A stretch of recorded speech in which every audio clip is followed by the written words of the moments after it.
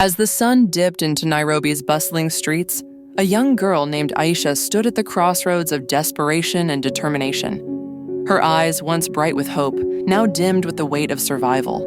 She was willing to do whatever it took to make it big, even if it meant sacrificing her dignity on the streets. But little did she know, a sinister force lurked in the shadows, watching her every move.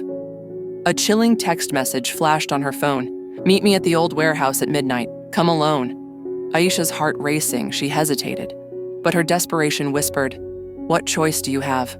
As she stepped into the darkness, the city's neon lights seemed to fade, and the streets grew quiet. The warehouse loomed ahead, its abandoned facade seeming to whisper, "Welcome to your nightmare." Aisha's story has just begun, and the streets of Nairobi are about to become a battleground. Will she find her way out, or will the darkness consume her?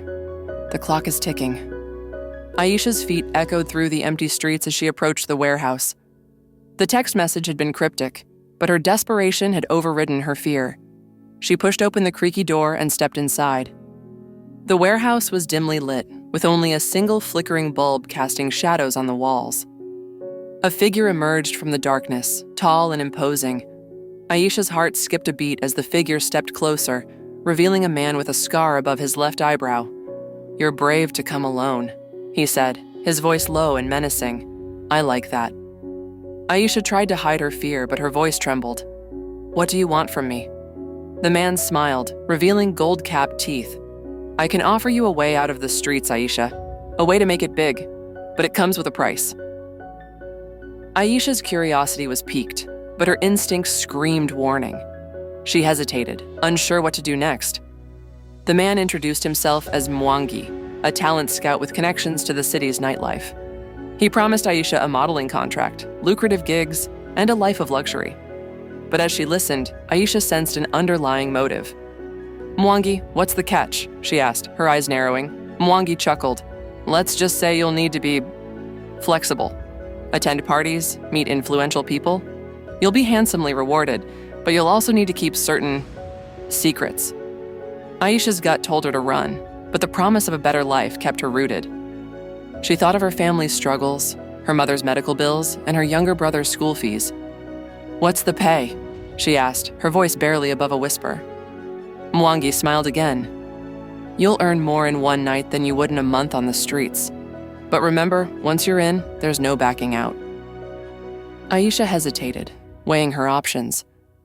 Aisha walked out of the warehouse, her mind racing with Mwangi's offer. She thought of her friends on the streets, struggling to survive, and her family's expectations. The promise of a better life was tempting, but she knew the risks. As she navigated the crowded streets, Aisha bumped into a familiar face, her childhood friend Juma. He was now a street hustler, selling goods to make ends meet.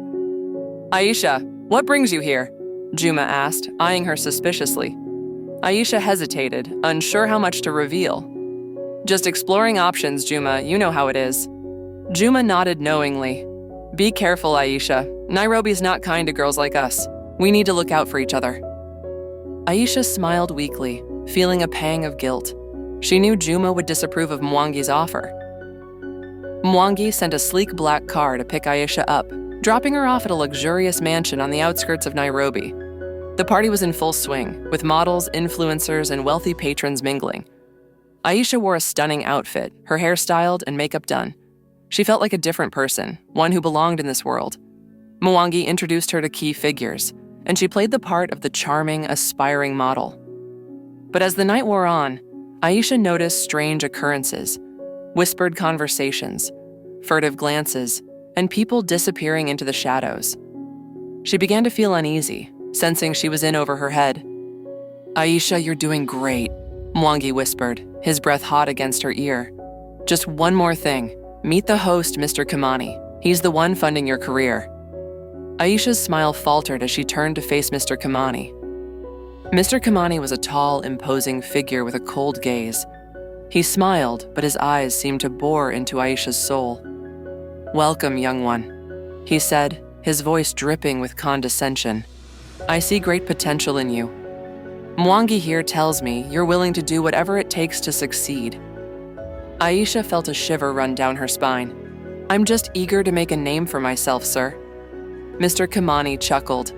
Ah, modesty becomes you? Let's discuss the details of our arrangement, shall we? As they spoke, Aisha realized she was trapped in a web of obligations, favors, and secrets. She wondered if she'd made a terrible mistake. Aisha attended more parties, met influential people, and played the part of Aisha attended more parties, met influential people, and played the part of the charming model.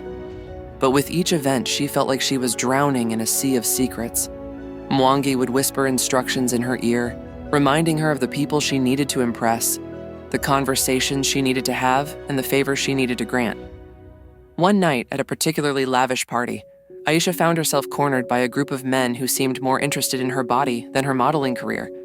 She excused herself, feeling like a pawn in a much larger game. As she made her way to the bathroom, she stumbled upon a hidden room. Inside, she found a book filled with names, numbers, and codes. Aisha's curiosity got the better of her, and she began to flip through the pages. The book was a ledger of secrets, detailing favors, bribes, and blackmail. Aisha's eyes widened as she recognized some of the names: politicians, businessmen, and even a few celebrities. She realized that Mr. Kamani's network was far more extensive and sinister than she had imagined. Suddenly, she heard footsteps approaching. Aisha quickly hid the book and pretended to be fixing her makeup. The door opened and Mwangi stood in the doorway, his eyes narrowing. "Aisha, what are you doing in here?" he asked, his voice low and menacing. Aisha played it cool, but her heart was racing. "Just powdering my nose, Mwangi. What's going on?" Mwangi's gaze lingered on her face before he smiled. "Let's get back to the party. Mr. Kamani wants to introduce you to some important people." Aisha nodded, but she knew she had stumbled into something much darker. Aisha's modeling career took off, but at a cost. She found herself attending more and more exclusive events, meeting people who seemed to own her. Mr. Kamani's grip on her tightened, and she began to feel like a puppet on strings. One night, she received a call from an unknown number. "Aisha, you're doing great," the voice said. "But remember, you're not just a model, you're a symbol of our power. Don't forget who you're working for." Aisha's instincts screamed warning, but she played along, unsure who was on the other end of the line. Aisha noticed a figure lurking in the shadows, watching her.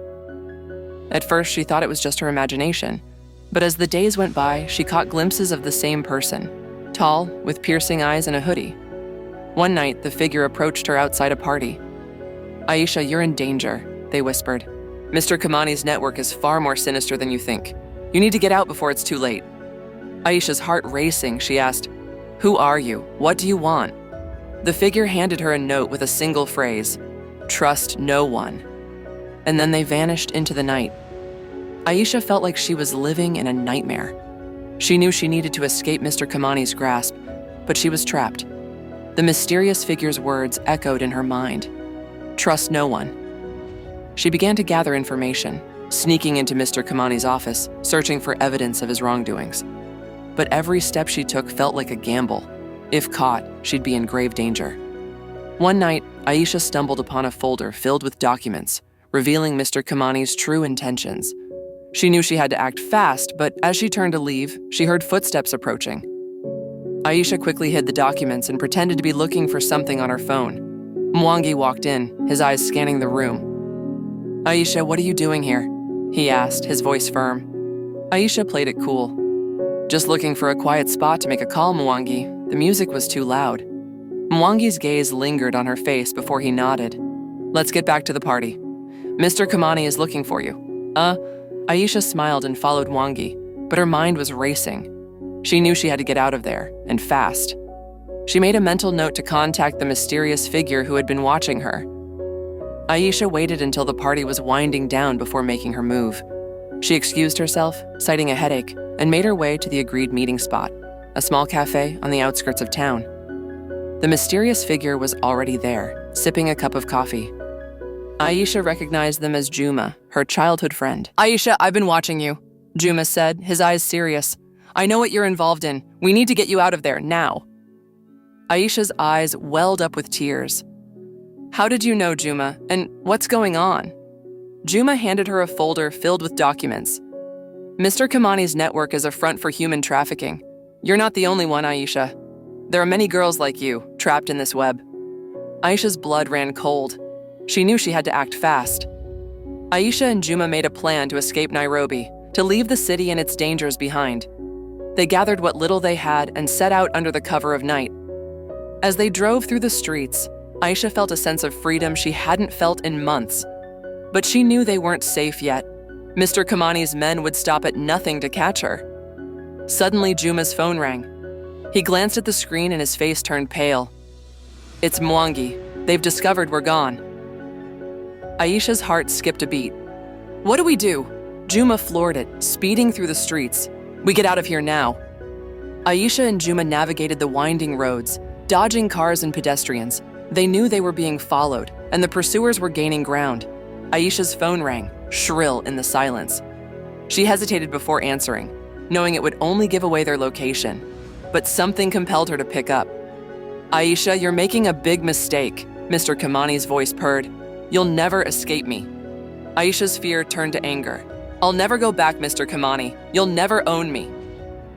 The line went dead, and Aisha knew they'd been tracked. Juma's eyes met hers, grim. "We need to lose them now." Aisha and Juma abandoned the car, fleeing on foot into the crowded markets. They lost their pursuers in the chaos, finally reaching a small, nondescript building. Inside, they found a group of activists, determined to bring down Mr. Kamani's network. Aisha felt a sense of hope she hadn't felt in months. But as they planned to their next move, Aisha couldn't shake the feeling that they were being watched. She glanced around the room, her eyes locking onto a figure in the shadows. Warning as she approached the figure. "Who are you?" she demanded, her voice firm. The figure stepped forward, revealing a young woman with a scar above her lip. "I'm Nandi," she said, her eyes darting between Aisha and Juma. "I'm here to help." Aisha's skepticism was palpable. "How do we know we can trust you?" Nandi handed her a note with a single phrase, "Trust your instincts." Aisha recognized the handwriting. It was from the mysterious figure who had been watching her. "Okay, you're in," Aisha said, her voice barely above a whisper. Nandi smiled, relief etched on her face. "I've been working undercover, gathering evidence against Mr. Kamani's network, but I think we've been compromised." Aisha's heart sank. "What do you mean?" Nandi's eyes locked onto Juma. "I think there's a mole among us."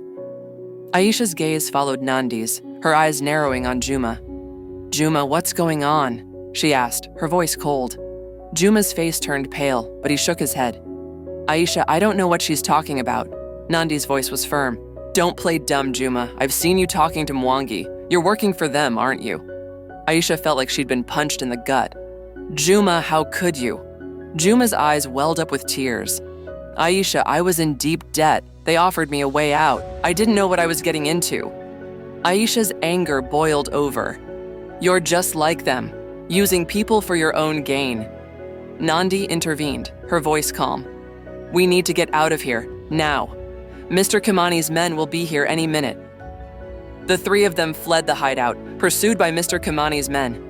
Aisha's heart pounded in her chest as they navigated the crowded streets. Suddenly, Nandi grabbed her arm, pulling her into a nearby alleyway. "This way," she whispered. Aisha followed, her senses on high alert.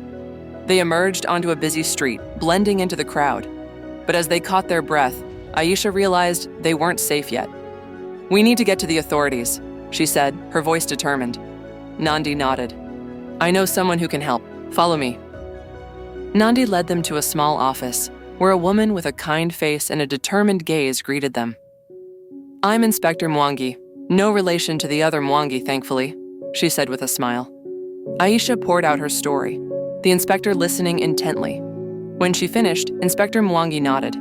"We'll do everything we can to bring Mr. Kamani down, but we need evidence." Nandi handed over the documents she'd gathered. "This should be enough to get started." Inspector Mwangi's eyes scanned the papers, her expression grim. "This is just the tip of the iceberg. We'll need more." Aisha's determination hardened. "I'll testify. I'll do whatever it takes to bring him down." The days that followed were a blur of testimony, evidence gathering, and preparation for the trial. Aisha's nerves were stretched to the breaking point, but she knew she was doing the right thing. Finally, the day of the trial arrived. Aisha stood outside the courtroom, her heart pounding in her chest. As she entered the courtroom, Mr. Kamani's eyes locked onto hers, a smug smile spreading across his face. But Aisha wasn't intimidated. She knew the truth, and she was ready to face him. The trial began, and Aisha's testimony shook the very foundations of Mr. Kamani's empire. The evidence mounted, and the verdict was all but certain. As the judge delivered the guilty verdict, Aisha felt a sense of closure, of justice finally being served. Mr. Kamani's empire was crumbling, and she had played a part in bringing him down. But as she left the courtroom, Aisha knew her journey was far from over.